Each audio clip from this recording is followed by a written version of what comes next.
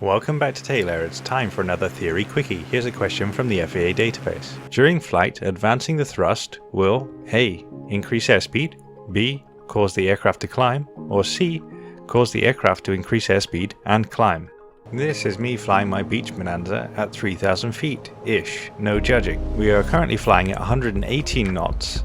And you see the manifold pressure is 15 inches with 2200 RPM. This is the lift equation, showing lift to be a function of coefficient of lift, which is angle of attack and shape of the wing, the density of the atmosphere, speed, and the surface area of the wing. For today, we will consider the density of the atmosphere and surface area of the wing as unchangeable constants. However, it's important to note that a change of any of these factors will result in a change in lift. The pitch attitude of the aircraft is currently 2.5 degrees, which I'll attempt to maintain throughout the entire demonstration. Here's the increase in thrust, and almost immediately we'll notice that the speed starts to increase.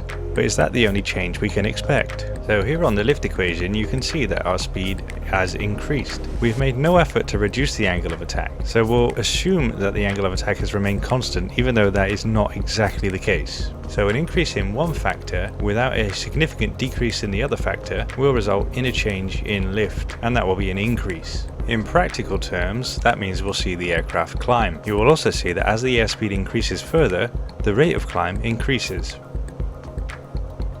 If we were to then look at the opposite situation, if I reduce the power, the airspeed decreases, the rate of climb decreases because the lift has decreased and would eventually result in a descent.